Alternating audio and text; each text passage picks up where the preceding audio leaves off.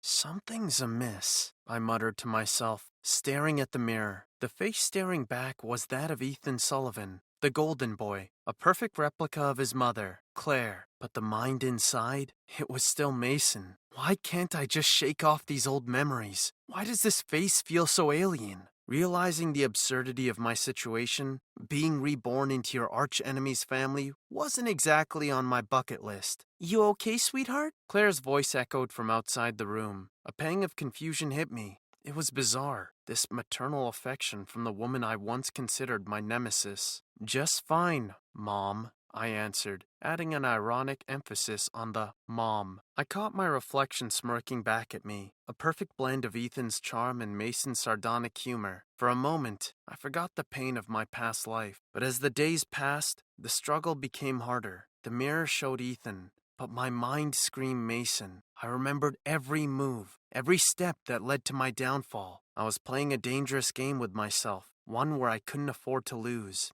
I need to focus on the Empire, I muttered, my thoughts now on the company I once owned. I need to secure it for Ethan. The name felt strange in my mouth, but it was my reality now. Mason was dead. I was Ethan. Laughter echoed from the living room, pulling me from my thoughts. Claire's laughter. She had a hearty laugh, one that was infectious. I found myself smiling despite my predicament. For a moment, I allowed myself to enjoy the sound, to drown in the warmth it radiated. I really am her son now, aren't I? A bitter smile crept onto my face as I turned away from the mirror, a reborn Sullivan.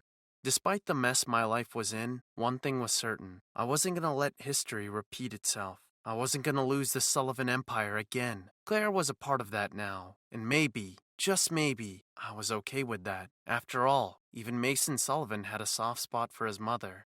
I stared at Ashton, my brother. Well, technically half-brother. He had the Sullivan charm, but the slyness of a snake. A dangerous combination that made him a formidable adversary. I couldn't afford to let my guard down. Having a gala time, Ethan? Just another day in paradise. He didn't know who he was dealing with. Ashton, for all his cunning, was still oblivious to my true identity. The tension between us was as palpable as ever. The fact that I was now a significant shareholder in the Sullivan Empire didn't sit well with him. And the fact that I was younger than him, yet equally influential, that was a bitter pill to swallow. A confrontation was inevitable, and it arrived sooner than expected. Ashton framed me for corporate embezzlement. The headline splashed across every major news outlet. Ethan Sullivan, the golden boy of the Empire, caught red-handed. I was cornered, but that didn't mean I was defeated. I was ready to fight back, to use the knowledge from my past life, my memories as Mason. But Ashton played his trump card. He had my memory erased. I woke up in a cold, sterile room, a splitting headache blaring at the back of my skull. I glanced around, confused, my heart pounding like a wild drum. I tried to recall what happened, but it was a foggy maze. My mind was a blank state, void of any memory. No recollection of the Sullivan Empire, no understanding of my dual life, not even a trace of Mason. I was just Ethan. Ethan who didn't remember his past life, his rebirth, his quest, and it was terrifying. Little did Ashton know, he had awakened a sleeping lion. Mason Sullivan may have been buried deep within my subconscious, but his spirit was alive,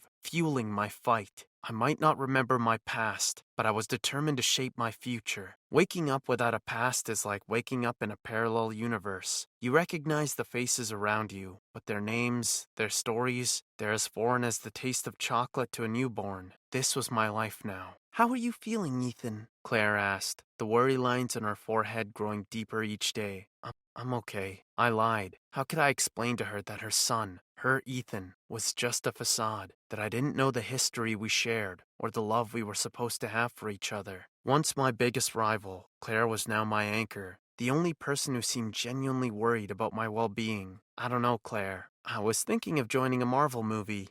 I've got the amnesia part down. Just need to work on my action sequences. She managed a weak smile, not quite reaching her eyes. She understood the joke, but the humor was lost in the ocean of her worry. Days turned into weeks, and weeks into months. I might not remember my past, but I was learning quickly. Each day was a lesson, each conversation, a clue. I got into Ashton's office one day under the pretense of a random visit. Having no memory was quite beneficial sometimes. Everyone expects you to wander around, trying to jog your memories. They underestimate you, and that's precisely when they make the biggest mistakes. Ashton's office was a testament to his ego, grand, imposing, with a hint of arrogance. I found myself there one day, a little lost puppy in a concrete jungle. But I wasn't just any lost puppy. I was a wolf in sheep's clothing. "Need any help, Ethan?" An assistant asked as I poked my nose around. Her name was Daisy, or Daisy was her code name for all I knew. Trust issues were now a part of my brand. "Just taking a walk down memory lane,"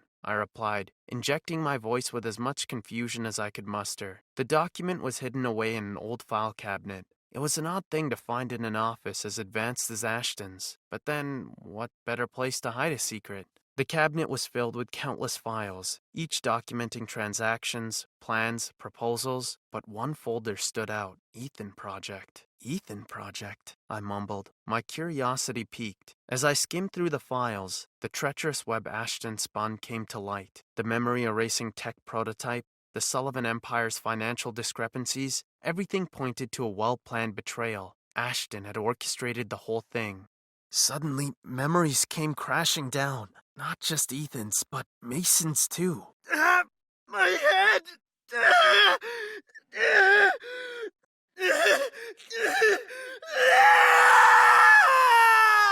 The realization had hit me harder than a punch to the gut. I wasn't just Ethan, the innocent victim, but Mason, the phoenix who rose from his ashes to claim what was rightfully his. Ashton might have thought he erased me, but I was back, and it was time for him to pay. The storm of memories washed over me, the gusty winds of betrayal and the rain of anger, drenching me completely. I was Ethan, the prodigal son of the Sullivan Empire. Yes, but more importantly, I was Mason, the true heir betrayed by his own.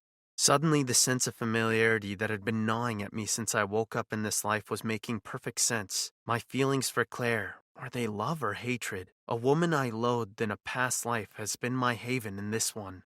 The ironies life thrusts upon you. I could feel my head spinning. I stumbled onto the plush leather sofa in Ashton's office, trying to regain my composure. "Hey, Ethan! Ashton's been looking for you. He was worried you were lost." A voice broke my train of thought. It was Daisy again. "Huh? Oh, yeah, I began, scrambling for a lie. "Spacing out." "Yes, that's it. Memory loss can be a pain, you know?" I needed to confront Ashton. That was a given. But it wasn't going to be a foolish charge at this enemy. No. I needed to outsmart him, like a true Sullivan. Mason knew how to play this game, and Ethan would continue. And then there was Amelia. My heart clenched at the thought of her. Did she know about Ashton's betrayal? Was she a part of it? Or was she, like me, just another pawn in this grand scheme of things? My mind raced, drowning in a whirlpool of questions, anger, and a weird sense of amusement. Oh, how the tables have turned, huh? Game on, Ashton. This pawn is ready to be a king. And Claire, Amelia, whoever is against me, be prepared. I'm no longer the naive Mason you once knew. I'm a whole new storm, ready to wreak havoc. The phoenix shall rise again, and this time, it won't be so forgiving. The familiar taste of Sullivan coffee, usually comforting, had turned bitter in my mouth. I was about to meet Ashton, my brother, my murderer, my enemy. The man who had erased my memory, who had tried to erase me. "Ethan, you're finally here." Ashton greeted me with an enthusiastic smile. A brilliant actor, he was. If only the audience knew the real story. Yeah,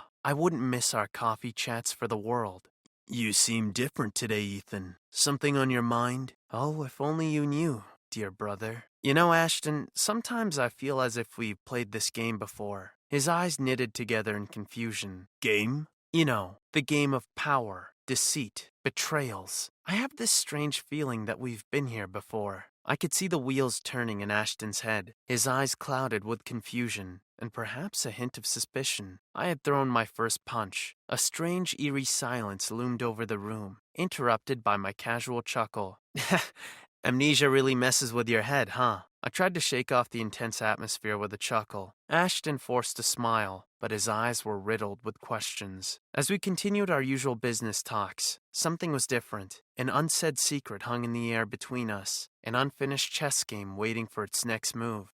But for now, the pawn had made its move, hinting at a game that wasn't visible on the board. And as for the next move, well, that's for another day. Is there anything else you want to tell me, Ethan? Not today, Ashton, but soon. And with that, I left him to his thoughts.